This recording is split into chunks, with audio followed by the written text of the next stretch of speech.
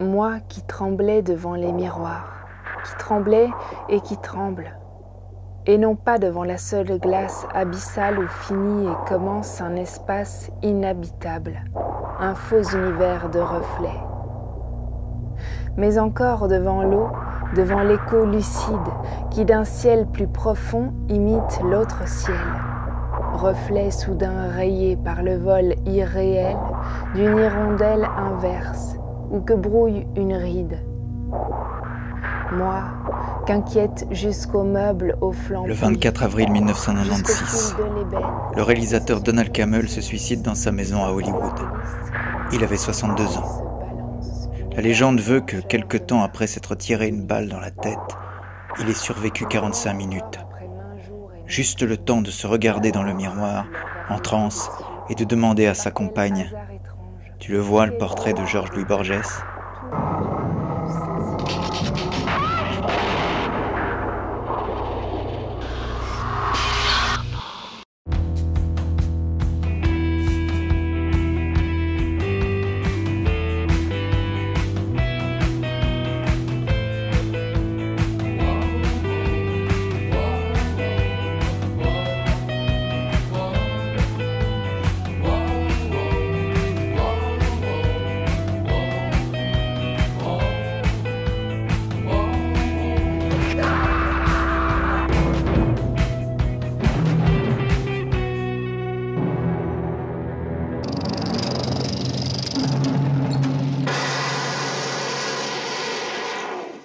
Ben voilà, si vous aimez le rock, le sexe et la drogue, ce film est pour vous. Mais bon, on va quand même un peu développer. Ouais, c'est un peu court. Mais si vous aimez bien aussi la littérature, la poésie et l'amour, ce film est pour vous. C'est moins vendeur, ça. Mais bon, voilà, aujourd'hui, c'est performance avec Mick Jagger, Anita Pallenberg, James Fox. James Fox, évidemment. Anita Pallenberg, nue, pour les amateurs. Je préfère préciser, parce que ça donnera peut-être envie. Et puis voilà, c'est un film entre film de gangster. Mick Jagger aussi.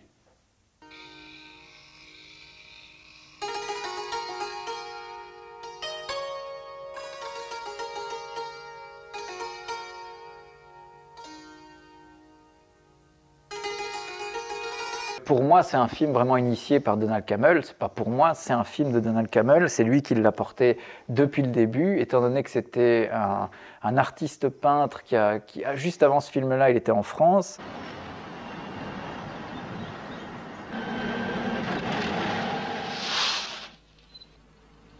Vous parlez l'anglais?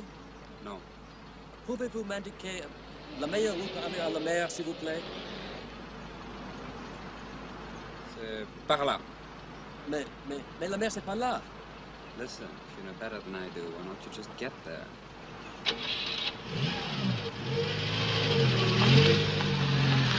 À l'époque, évidemment, où la France était dans un autre courant, c'est-à-dire qui baignait dans la nouvelle vague. Donc d'ailleurs, on le voit très fort dans ce film, c'est que c'est un film qui est très expérimental, mais pas dans le mauvais sens, mais en tout cas qui bénéficie de toutes ces idées, toutes ces trouvailles qu'il y avait dans la nouvelle vague. Et Donald Cammell, quand il arrive en Angleterre, il arrive avec cette idée de film qui s'appelle Performance. Et évidemment, c'est son premier film, donc il se retrouve avec un autre personnage qui est en train de se faire connaître, qui est déjà connu en tant que directeur photo, qui s'appelle Nicolas Roeg, et qui va donc être associé à Donald Cammell, parce que bon, faire un premier film tout seul, c'est pas évident de faire passer la pilule pour les producteurs, donc on lui adjoint ce directeur photo qui devient co-réalisateur. C'était déjà un directeur photo qui avait des velléités de faire de la réalisation, puisque déjà, pour le film de Richard Lester, Pétulia, il avait déjà, à mon avis... Il avait mis des séquences un peu, comment on dit ça, expérimentales dans le film. Et puis il essayait déjà de... Enfin, d'ailleurs, beaucoup de gens disent que Pétulia est un bon Richard Lester parce que Nicolas Roeg a été y mettre sa patte. C'est un peu exagéré, parce que Richard Lester est un bon réalisateur, on en a déjà parlé dans nos vidéos sur les Beatles. Et donc, Nicolas Roeg, c'est son premier film, entre guillemets premier film, puisque bon, c'est une co-réalisation, et en plus, il ne l'a pas terminé. Hein, donc, c'est-à-dire qu'avant la fin performance donc a dû être remonté parce que c'est un film qui a fait scandale. La Warner voulait une sorte de film à la Beatles. Voilà, ils pensaient faire un film à la Beatles, ils se sont retrouvés à la projection test avec un film où ils avaient envie de vomir, qui était absolument invraisemblable, il est sorti incompréhensible. 2 ans après. Hein, 2 ans après, parce que, et donc 2 ans après, donc Nicolas Roeg, il s'est barré pour faire The Walkabout, son film que tu as vu, hein, ce qui se passe dans le hot bike australien, qui est un superbe film. Donc il est parti, et pendant ce temps-là, Donald Cammell, il a remonté le film en écoutant à peu près ce qu'on lui demandait, c'est-à-dire qu'on voulait que Mick Jagger arrive beaucoup plus tôt. Donc à un moment, quand James Fox se fait tabasser, il fait venir par petits inserts, il fait venir déjà Mick Jagger qui apparaît. D'ailleurs, c'est très incompréhensible parce qu'on se dit pourquoi il apparaît tout d'un coup à ce moment-là. Et donc Donald Cammell, c'est un type assez étonnant parce que c'est un réalisateur qui a mis du temps à faire son deuxième film. Il a fait Génération Proteus, Demon Seed avec Julie Christie, qui est un film assez prophétique. C'est une maison qui est totalement gérée par l'intelligence artificielle, par un robot, et le robot va commencer à développer sa propre individualité, et il va emprisonner Julie Christie jusqu'à vouloir lui faire un enfant. Our child. No! No, you mustn't! Our child will learn from you what it is to be human.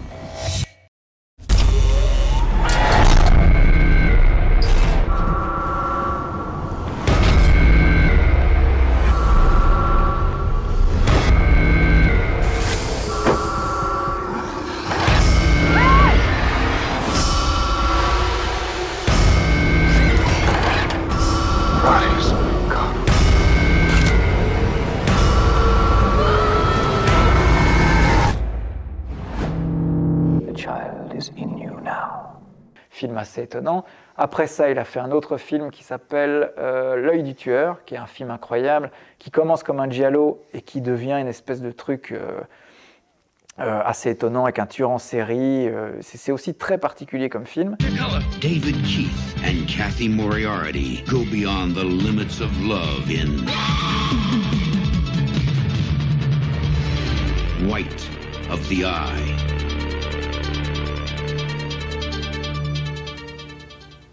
Et puis il a fait un dernier film qui s'appelle Wild Side avec Christopher Walken. Et évidemment, ce film a très très peu marché et ça a été pour lui la goutte d'eau et il s'est suicidé d'une manière incroyable. Moi, je dirais c'est pas anodin puisque le film il est baigné des écrits de Borges, donc, qui est là, puisque ce livre-là, anthologie personnelle. Donc généralement, il y a des anthologies d'écrivains faites après coup par d'autres personnes, mais là, c'est Borges qui a réuni dans un seul volume tous les textes qu'il jugeait les plus intéressants pour ses lecteurs. Et donc il a fait une espèce de best-of de tous ces textes. Et dans le film, on peut voir Mick Jagger lire la nouvelle Le Sud. Dalman bent over to pick it up. They would not have allowed such things to happen to me in the sanitarium, he thought. And he felt two things. The first... Yes, I know why. Yeah? Yes. What is it? I got a fly. Je pense que si on lit la nouvelle, on peut comprendre mieux la fin du film qui est complètement... Enfin, toi, ça t'a dérouté, la fin. Oui, je dois avouer que j'ai adoré le film, hein, évidemment, mais la fin m'a laissé... Enfin, c'est pas... La fin est bonne, hein, mais il n'y a pas vraiment d'explication, en fait. Hein. C'est, comme tu dis, chacun peut se donner... sa vision, mais je peux comprendre que le grand public pourrait rester un peu sur sa fin. Mais en fait, si tu veux, la fin, tu la comprends quand tu lis la nouvelle, parce qu'en fait, la nouvelle, c'est un type qui, tout d'un coup, il a un choc à la tête. D'ailleurs, à un moment, c'est exactement ce passage-là que Mick Jagger lit. Et donc, c'est le personnage qui a tout d'un coup un truc qui lui heurte la tête, et il se retrouve à l'hôpital, il se fait soigner, et puis il revoit sa vie comme ça qui est en train de se dérouler, sa vie à lui, plus la vie à un ancêtre à lui, et il s'imagine en train de livrer un duel avec quelqu'un d'autre, et à la fin du film, on se rend compte qu'il meurt, quoi. Hello, Chaz.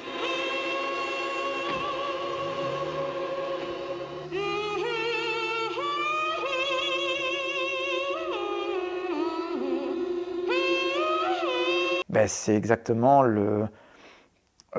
l'idée, c'est de dire qu'il y a à la fois la vision il voit sa mort, il interprète sa mort, et il y a une espèce de mélange entre lui et des projections de lui. Et donc Mick Jagger, c'est une projection de lui. C'est pour ça qu'à la fin, tout d'un coup, on voit Mick Jagger qui s'en va, tu vois, dans la bagnole.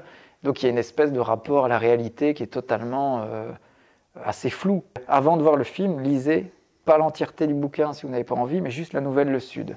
Ça va vous mettre dans l'esprit du film et vous allez vous dire ah ouais, d'accord, je vois un peu où il veut en venir.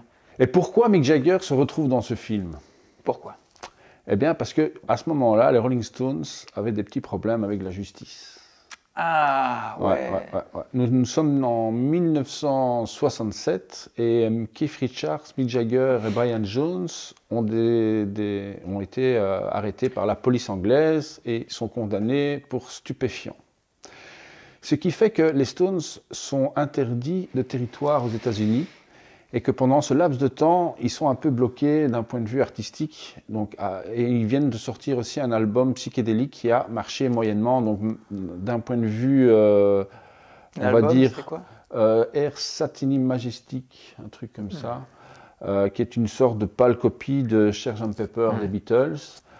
Et donc, à ce moment-là, ils sont un petit peu dans le creux de la vague. Donc, ils savent plus faire de tournée.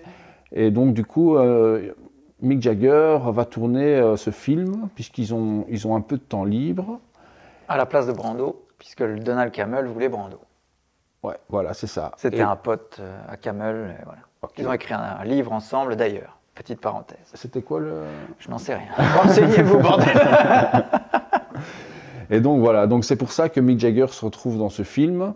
Et donc, il a un rôle, évidemment, un peu...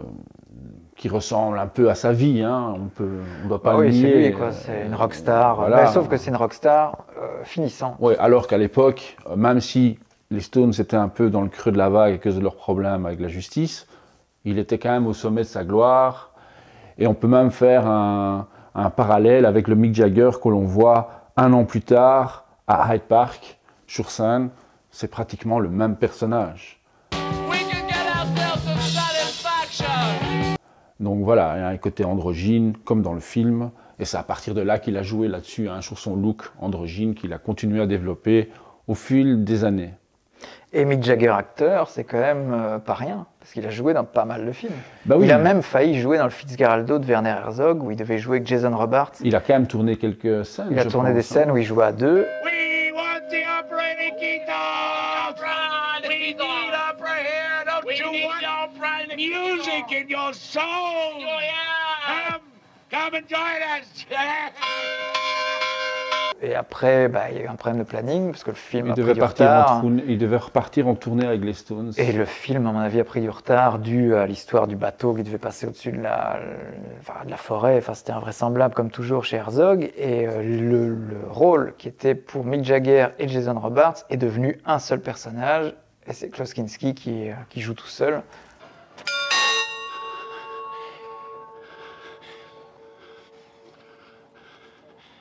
Diese Kirche bleibt so lange geschlossen, bis die Stadt ihr eigenes Opernhaus hat. Ich will das Opernhaus. Ich will mein Opernhaus!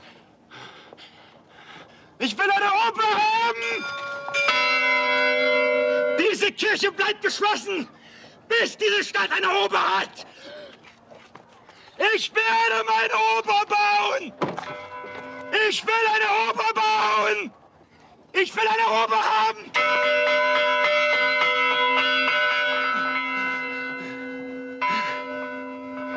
Il a fait aussi une version de Ned Kelly, mais qui est moins.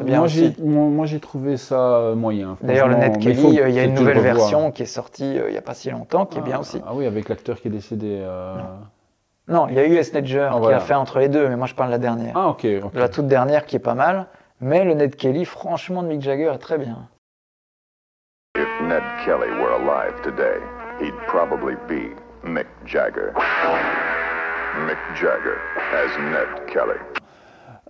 Donc, comme je l'avais dit, hein, pour Memory from Turner, donc il y a cette séquence-là qui est superbe, mais il y a encore une autre séquence Alors, où il chante une chanson de standard. Robert Johnson. Oui, Robert Johnson, celui qui a pactisé avec le diable. Ouais, et un blues avec sa guitare. Magnifique. Et pour moi, c'est... This morning. Ouais, terrible. Ça, c'est une terrible scène. Woke up this morning,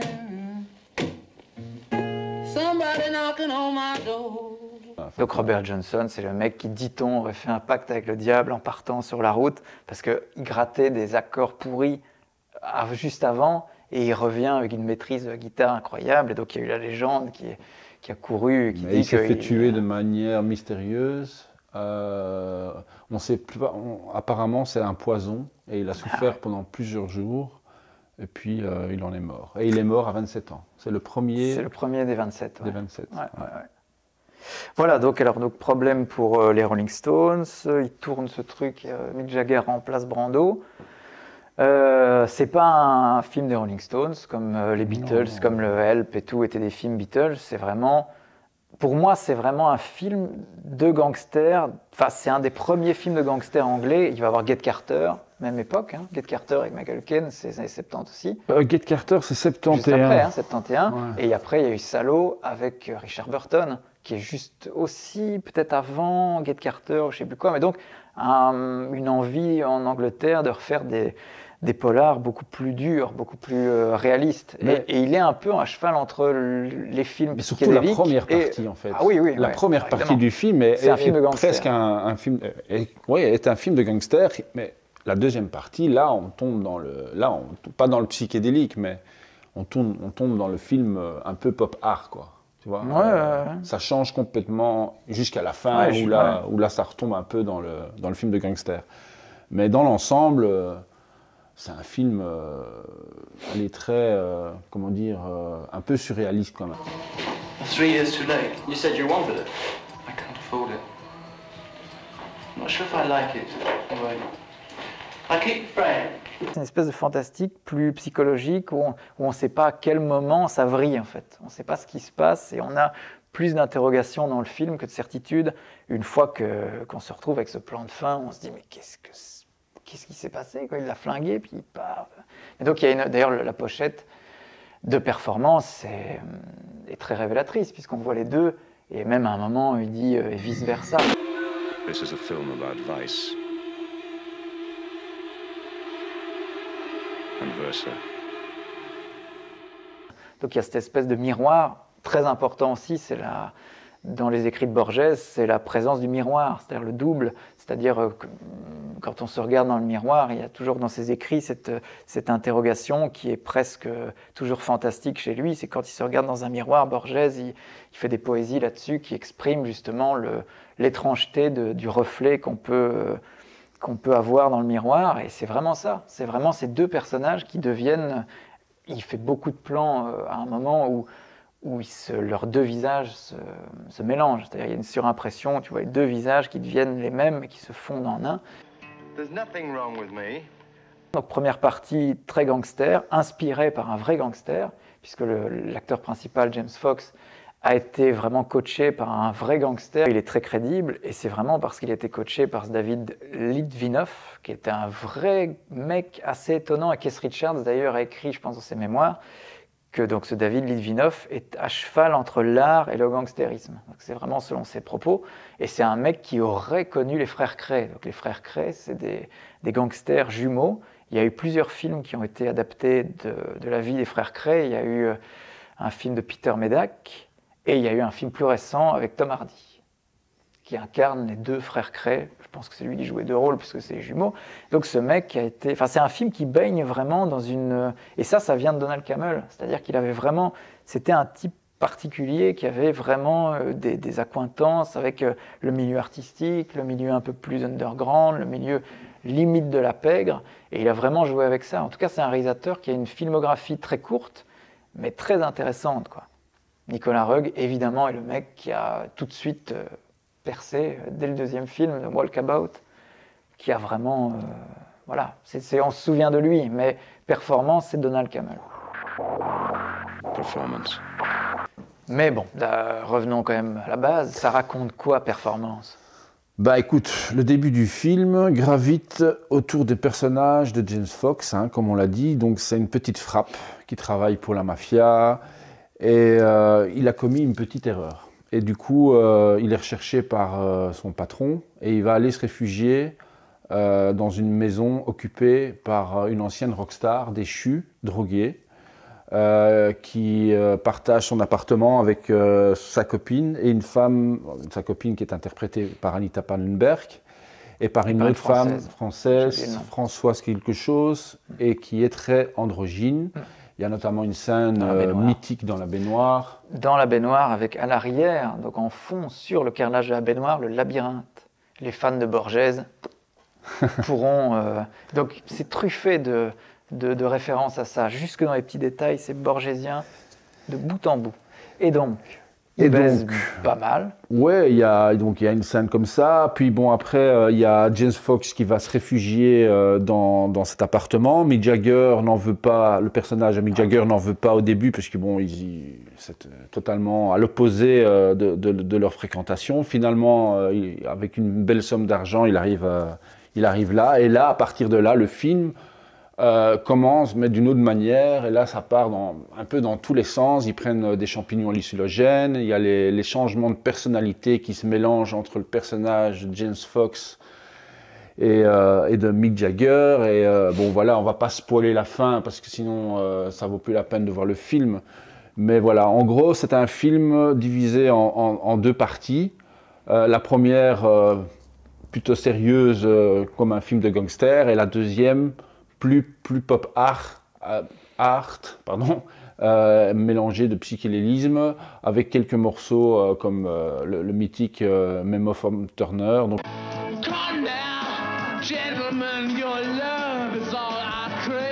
Vous ferez votre opinion en regardant ce film. En tout cas, c'est une belle porte d'entrée, et pour rentrer dans la filmographie de Nicolas Roeg, et pour rentrer dans celle de Donald Cammell. Évidemment, moi j'ai choisi mon camp. Je pense qu'il y a moins de films, vous allez gagner du temps, et vous serez peut-être agréablement surpris, parce que c'est un mec qui a fait des films très intéressants. L'œil du tueur est assez superbe. Et donc voilà.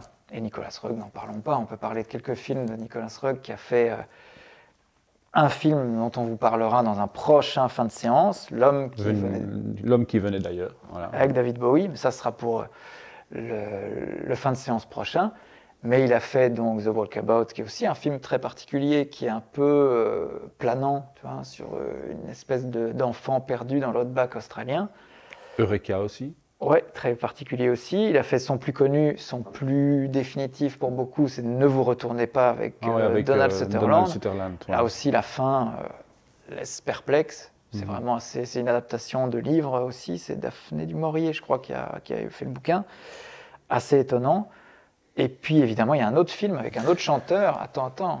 Il y a un autre film avec un autre chanteur, Art Garfunkel, et la femme de Nicolas Roeg, Teresa Russell, qui s'appelle Enquête sur une passion. Magnifique film. Ça, c'est plus dans les années début 80, je pense. Magnifique film. Là aussi, c'est très éclaté. C'est avec Harvey Keitel aussi. Et c'est un film sur une... On voit comment la relation amoureuse a commencé, comment elle s'est terminée de façon assez atroce, et tout se mélange. Tu as toutes les temporalités qui se mélangent. Ça commence par une chanson de Tom Waits, magnifique, devant un tableau de Klimt, si mes souvenirs sont bons. Donc très bon film, et la fin est absolument révoltante et dégueulasse, je trouve. Et donc voilà, en conclusion, je dirais que sans être explicite, ce film nous montre pourquoi et comment les choses ont commencé à changer durant la fin des 60s. C'est pas un film de confrontation entre la mafia, mais plutôt un choc des cultures entre générations. C'est le début de la fin, en fait, de la période dorée des années 60. Pas mal. Voilà. Ouais, c'est juste. Et avec les Hells Angels, c'est quelle période? 69, c'est l'année d'après, quoi. Voilà, c'est le début, en fait. Ça part en vrille, quoi. On dit toujours que l'été de l'amour, c'était l'été 66. Ouais. Et que la fin, c'est Easy Rider, Altamont, 69. We blew it. La fin des Beatles aussi. We blew it. We blew it. Ouais. Donc, oui, alors qu'est-ce qu'on va voir la semaine prochaine? Parce que là, on va voir un artiste qui a émergé juste après, justement, les Beatles. C'est David Bowie. Ah, David Bowie, oui, l'homme qui venait d'ailleurs. Space Odyssey aussi. Oui. Qui parle déjà... Space Oddity, non? Space Oddity, oui. Et il me semblait bien. Et Ziggy Stardust. Voilà. Mais ça n'a rien à voir avec Ziggy Stardust et Space Oddity, parce qu'il n'y a pas de musique là-dedans, il n'y a pas de musique de Bowie. C'est vraiment, là aussi, un film où Bowie joue, mais oui, c'est pas... mais il aurait dû faire la bande originale, et c'était pas assez bon pour les producteurs. Et la musique est magnifique. Et les 2 albums suivants de Bowie, Berlin et Low, seront en fait des musiques qui ont été à l'origine composées pour le film L'homme venu d'ailleurs. Et la boucle sera bouclée donc, dans le prochain épisode, parce que donc on vous parlera de ce film, mais aussi de la série qui est sortie en 2022, je crois, donc The Man Who Fall on Earth, je crois que c'est ça, avec cet acteur que vous connaissez. Et ce film, donc, il se termine, le dernier épisode, ça se termine par la chanson de Ziggy Stardust, 5 Years, qui est une chanson magnifique, qui est vraiment qui est toujours actuelle, qui est une chanson magnifique. Et donc, la boucle est bouclée. Donc, cette série, qui est une espèce de reboot suite, termine le film avec David Bowie. Mais on vous en parlera dans le prochain épisode. Et pour être honnête, je n'ai pas vu la série, mais Stéphane m'en a parlé. Et je vais la regarder, donc je vous conseille de regarder notre prochain épisode parce que Stéphane va vraiment vous donner envie de voir cette série. Voilà. Je suis pas sûr, parce que je suis pas sûr que ce soit une bonne série. Ça, tu m'avais pas dit. À la semaine prochaine.